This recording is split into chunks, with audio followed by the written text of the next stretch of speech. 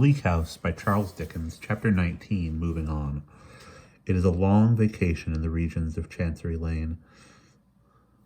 The good ship's Law and Equity, those teak-built, copper-bottomed, iron-fastened, brazen-faced, and not by any means fast sailing clippers, are laid up in the ordinary. The courts are all shut up. The public offices lie in a hot sleep. Westminster Hall itself is a shady solitude where nightingales might sing. The Temple, Chancery Lane, Sergeant's Inn, and Lincoln's Inn, even unto the fields, are like tidal harbors at low water. Outer doors of chambers are shut up by the score. Messages and parcels are to be left at the porter's lodge by the bushel. There is only one judge in town. Even he comes only twice a week to sit in chambers. The bar of England is scattered over the face of the earth.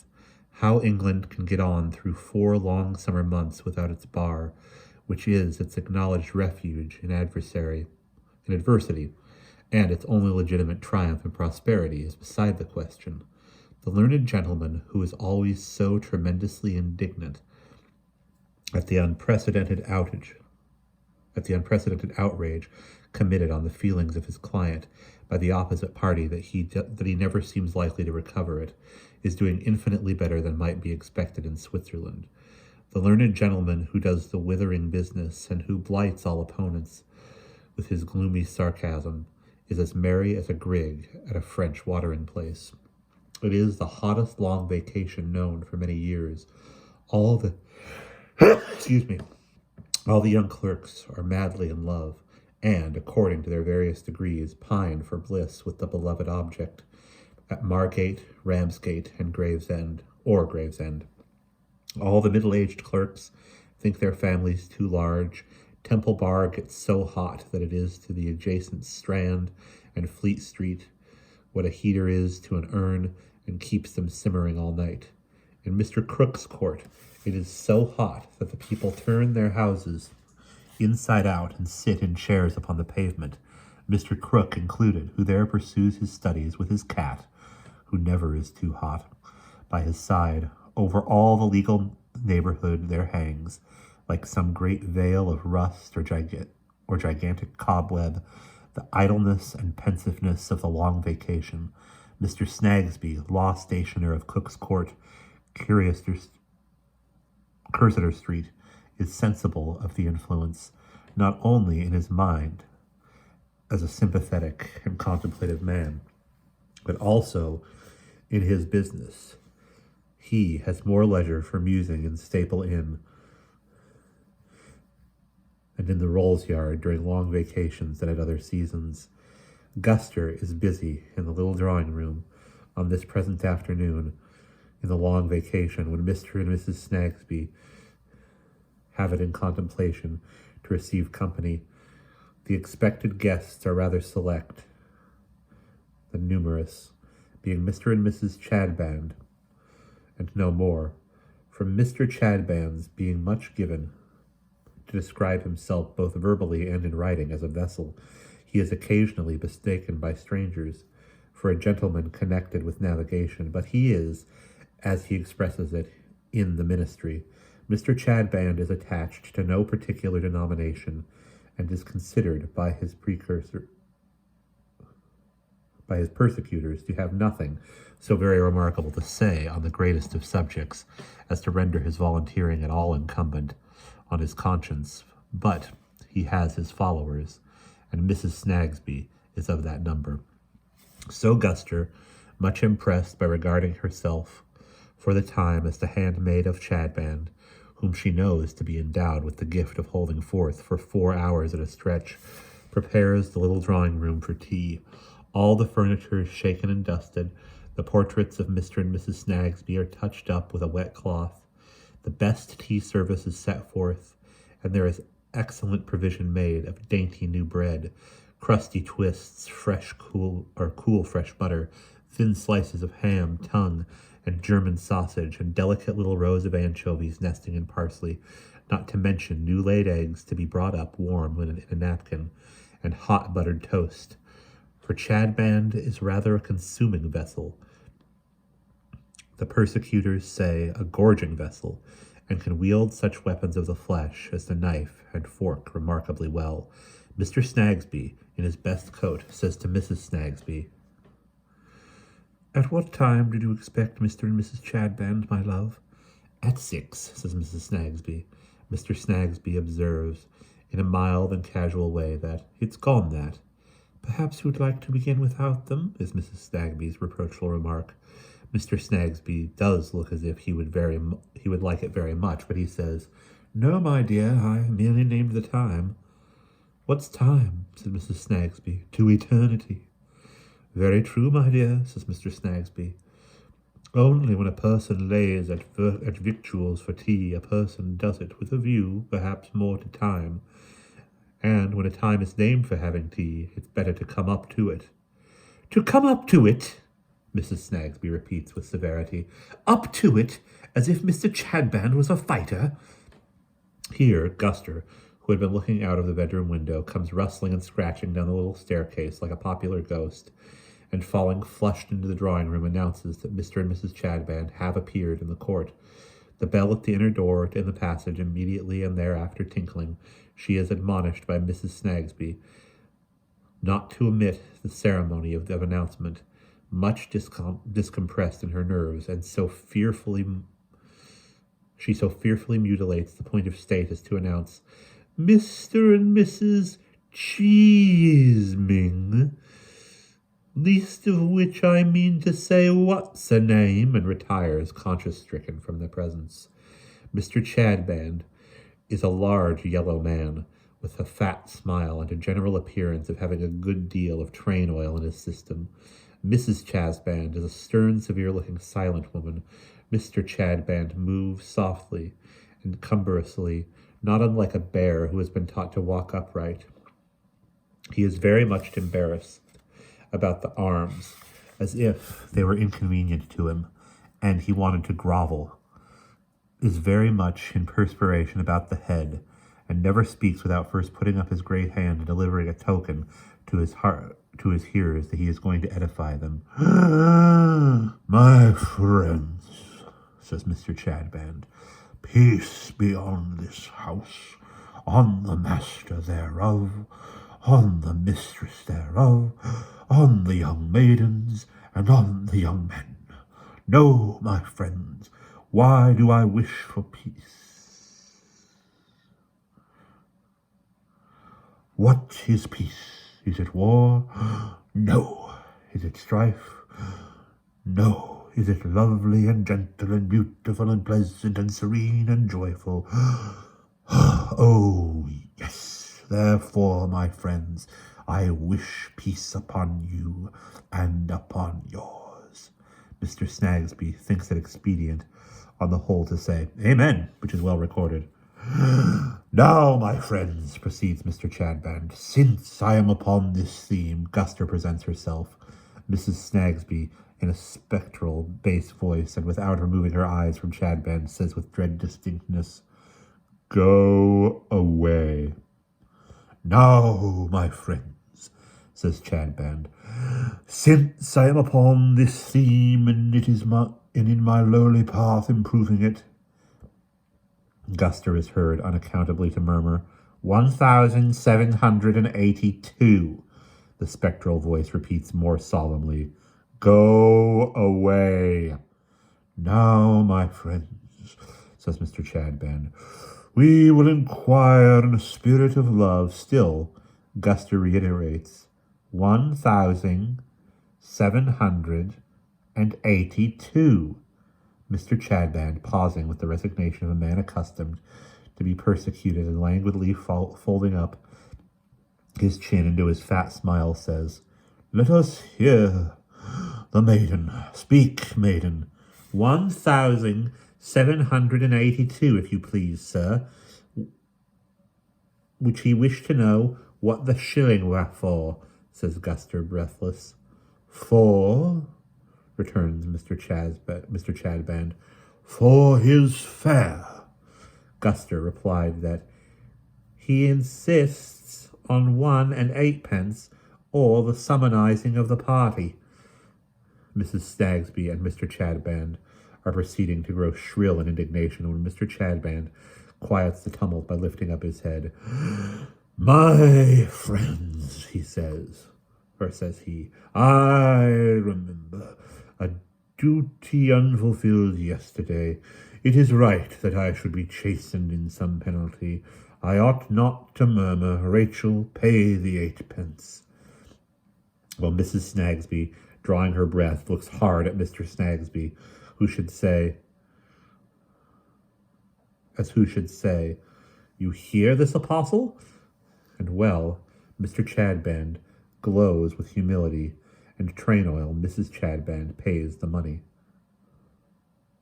"My friends," says Mr. Chadband, 8 pence is not much. It might justly have been 1 and 4 pence. It might justly have been half a crown.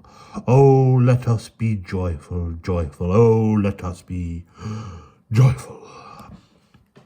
With which remark, which appears from its sound to be an extract in verse, Mr. Chadband stalks to the table and, before taking a chair, lifts his admonitory hand. "My friends," says he, "what is this which we now behold as being spread before us? Refreshment. Do we need refreshment then, my friends? We do. And why do we need refreshment, my friends? Because we are mortal. Because we are but sinful. Because we are but of the earth. Because we are not of the air. Can we fly, my friends? We cannot. Why can we not fly, my friends? Mr. Snagsby, presuming on the success of his last point, ventures to observe in a cheerful and rather knowing tone, "No wings," but is immediately frowned down by Mrs. Snagsby. "I say, my friends," pursues Mr. Chadband, utterly rejoicing and obliterating Mr. Snagby's suggestion, "why can we not fly? Is it because we are calculated to walk? It is. Could we walk, my friends, without strength? We could not. What should we do without strength, my friends? Our legs would refuse to bear us. Our knees would double up. Our ankles would turn over, and we should come to the ground. Then, from whence, my friends, in a human point of view, do we derive the strength that is necessary to our limbs? It is, says Chadband, glancing over the table, from bread in various forms, from butter which is churned from the milk which is yielded unto us by the cow, from the eggs which are laid by the fowl, from ham, from tongue, from sausage, and from such like. It is. Then let us partake of the good things which are set before us.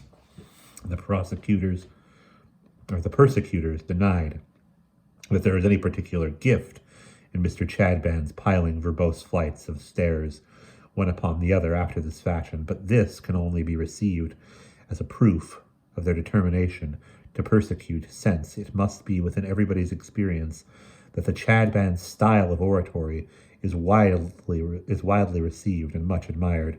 Mr. Chadband, however, having concluded for the present, sits down at Mr. Snagsby's table and lays about him prodigiously the conversation of nourishment of any sort into oil of the quality already mentioned appears to be a process so inseparable from the constitution of this exemplary vessel that in beginning to eat and drink he may be described as always becoming a kind of considerable oil mills.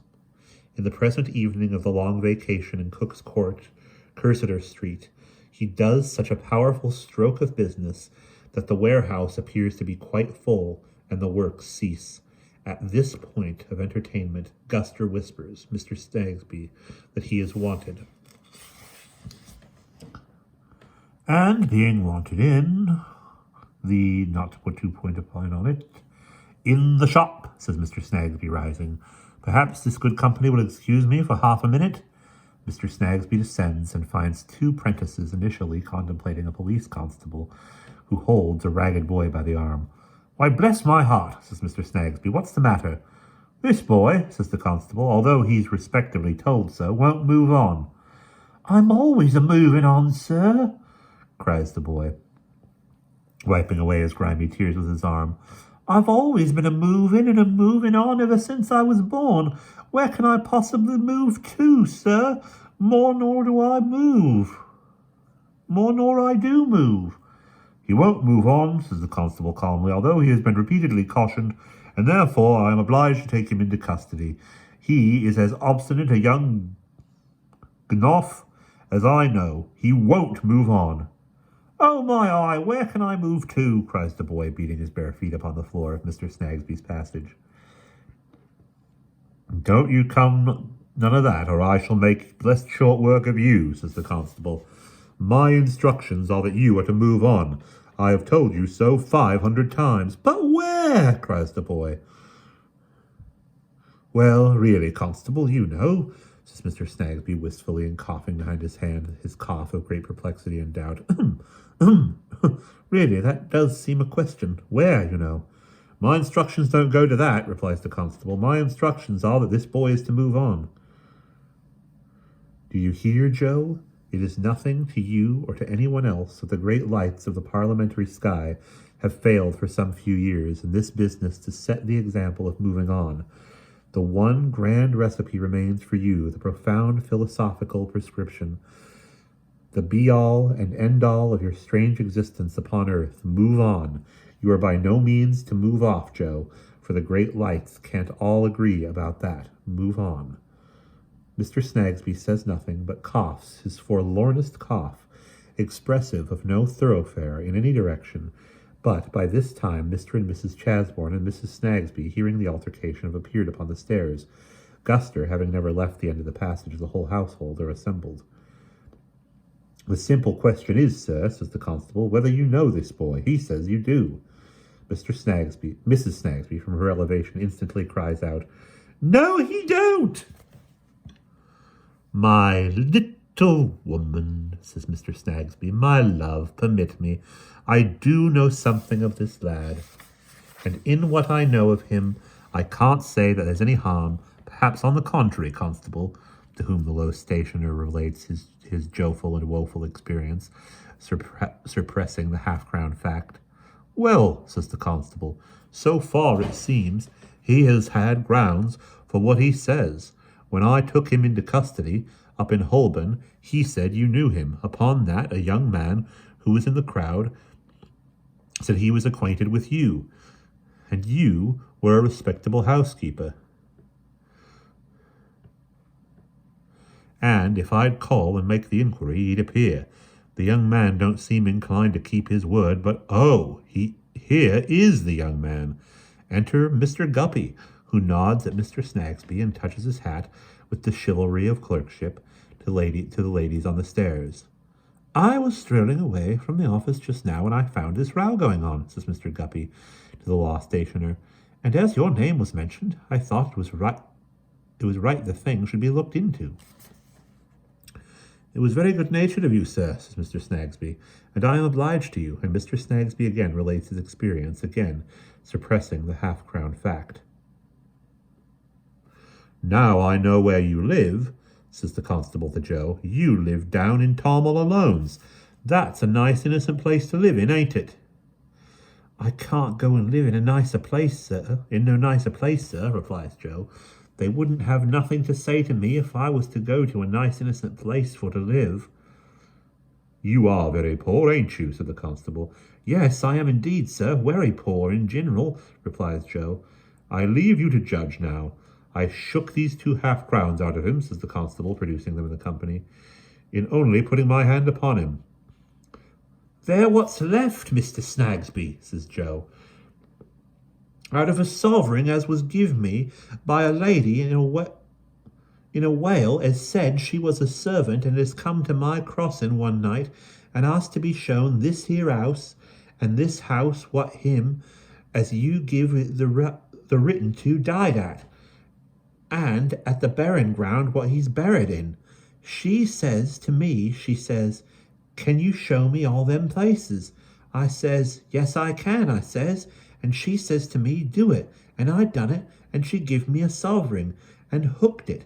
And I ain't had much of the sovereign neither, says Joe with dirty tears, for I had to pay 5 bob down in Tom all Alone's afore they'd square it for to give me change. And then a young man, he thieved another 5 while I was asleep, and another boy, he thieved 9pence, and the landlord, he stood drains round with a lot more of it. You don't expect anybody to believe this about the lady and the sovereign, do you? Says the constable. I don't know as I do, sir, replies Joe. I don't expect nothing at all, sir. Much, but that's the true history on it. You see what he is, the constable observed to the audience. Well, Mr. Snagsby, if I don't lock him up this time, will you engage for his moving on? No, cries Mrs. Snagsby from the stairs. My little woman, pleads her husband. Constable, I have no doubt he'll move on. You know you really must do it. I'm every ways agreeable, sir, says the hapless Joe. Do it then, observes the constable. You know what you've got to do. Do it. And recollect you won't get off so easy next time. Catch hold of your money. Now the sooner you're 5 mile off, the better for all parties. With this farewell hint, and pointing generally to the setting sun as a likely place to move on to, the constable bids his auditors good afternoon. Now Joe's improbable story concerning the lady and the sovereign has awakened more or less the curiosity of all the company. Mr. Guppy, who has an inquiring mind in matters of evidence, and who has been suffering severely from the lassitude of the long vacation, takes that interest in the case that he enters on a regular cross-examination of the witness, which is found so interesting by the ladies that Mrs. Snagsby politely invites him to step upstairs and drink a cup of tea. Mr. Guppy yielding his assent to this proposal, Joe is requested to follow into the drawing-room doorway, where Mr. Guppy takes him in hand as a witness, patting him into this shape, that shape, and the other shape, like a butterman dealing with so much butter, and worrying him according to the best models. During the progress of this keen encounter, the vessel Chadband, being merely engaged in the oil trade, gets aground and waits to be floated off. Well, says Mr. Guppy, either this boy sticks to it like cobbler's wax, or there's something out of common here that beats anything that ever came into my way at Kenjan Carboy's. Mr. Chadband whispers Mrs. Snagsby, who exclaims, You don't say so! For years. Or Mrs. Chadband whispers Mrs. Snagsby, who exclaims, You don't say so! For years, replied Mrs. Chadband. Has known Kenjan Carboy's office for years? Mrs. Snagsby triumphantly explains to Mr. Guppy. Mrs. Chadband, this gentleman's wife, Reverend Mr. Chadband. Before I married my present husband, says Mrs. Chadband. Was you a party in anything, ma'am? Says Mr. Guppy. Mrs. Chadband shakes her head. Perhaps you were acquainted with somebody who was the party in something, ma'am? Says Mr. Guppy. Not exactly that either, replies Mrs. Chadband, humoring the joke with a hard-favoured smile. Not exactly that either, repeats Mr. Guppy. Very good. Pray, ma'am, was it a lady of your acquaintance who had some transactions with Kenjan Carboy's office, or was it a gentleman of your acquaintance? Take time, ma'am. We shall come to it presently. Man or woman, ma'am? Neither, says Mrs. Chadband. Oh, a child, says Mr. Guppy, throwing on the admiring Mrs. Snagsby the regular acute professional eye which is thrown on British jurymen. Now, ma'am, perhaps you'll have the kindness to tell us what child. You have got it at last, sir, says Mrs. Chadband. Well, sir, it was before your time, most likely judging from your appearance. I was left in charge of a child named Esther Summerson, who was put out in life by Messrs. Kenge and Carboy. Miss Summerson, ma'am? Cried Mr. Guppy, excited. I call her Esther Summerson, says Mrs. Chadband with austerity. There was no missing the girl in my time. It was Esther. Esther do this, Esther do that, and she was made to do it. My dear ma'am, returns Mr. Guppy, moving across the small apartment, the humble individual who now addresses you received that young lady in London when she first came here from the establishment to which you have alluded. Allow me to have the pleasure of taking you by the hand. Mr. Chadband, at last seeing the opportunity to make his accustomed signal, Mrs. Snagsby whispers, "Hush! My friends," says Chadband, "we have partaken in moderation," which was certainly not the case so far as he was concerned, "of the comforts which have been provided for us. May this house live upon the fatness of the land. May corn and wine be plentiful therein. May it grow, may it thrive, may it prosper, may it advance, may it proceed, may it press forward. But, my friends, have we partaken in anything else? We have, my friends. Of what else have we partaken? Of spiritual profit? Yes. From whence have we derived that spiritual profit? My young friend, stand forth. Joe, thus apostrosized, gives a slouch backwards, and another slouch forward, and another slouch to each side, and confronts the eloquent Chadband with evident doubts of his intentions. "My young friend," says Chadband, "you are to us a pearl. You are to us a diamond. You are to us a gem. You are to us a jewel. And why, my young friend?" "I don't know," replies Joe. "I don't know nothing." "My young friend," says Chadband, "it is because you know nothing that you are to us a gem and a jewel. For what are you, my young friend? Are you a beast of the field? No. A bird of the air? No. A fish of the sea or river? No, you are a human boy, my young friend. A human boy, oh glorious to be a human boy. And why glorious, my young friend? Because you are capable of receiving the lessons of wisdom, because you are capable of profiting by this discourse which I now deliver for your good, because you are not a stick, or a sock, or a stone, or a post, or a pillar. Oh, running stream of sparkling joy, to be a soaring human boy. And do you cool yourself in that stream now, my young friend? No. Why do you not cool yourself in that stream now? Because you are in a state of darkness.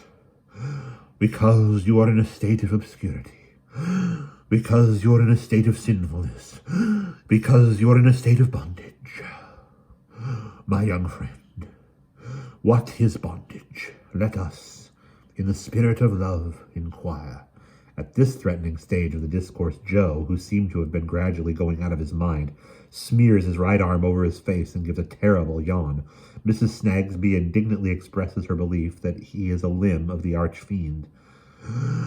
"My friends," says Mr. Chadband, "it is right that I should be humbled. It is right that I should be tried. It is right that I should be mortified. It is right that I should be corrected. I stumbled on Sabbath last when I thought with pride of my 3 hours improving. The account is now favorably balanced. My creditor has accepted a composition. Oh, let us be joyful. Joyful. Oh, let us be joyful. My friends," says Chadband, looking round him with in conclusion, "I will now proceed with my young friend now. Will you come tomorrow, my young friend, and require of this good lady where I am to be found, to deliver a discourse unto you? And will you come, like the thirsty swallow, upon the next day, and upon the day after that, and upon many pleasant days, to hear discourses?" Joe, whose immediate object seems to be to get away on any terms, gives a shuffling nod. Mr. Guppy then throws him a penny, and Mrs. Snagsby calls to Guster to see him safely out of the house. But before he goes downstairs, Mr. Snagsby loads him with some broken meats from the table. which he carries away, hugging in his arms. So Mr. Chadband retires into private life, until he invests a little capital of supper in the oil trade. Joe moves on down to Blackfriars Bridge, where he finds a baking stony corner wherein to settle in his repast. And there he sits, munching and gnawing and looking up at the great cross on the summit of St. Paul's Cathedral. From the boy's face, one might suppose that sacred emblem to be, in his eyes, the crowning confusion of the great confused city, so golden, so high up, so far out of his reach. There he sits, the sun going down, the river running fast, the crowd flowing by him in two streams, everything moving on, to some purpose and to one end, until he is stirred up and told to move on too. And that is the end of chapter 19.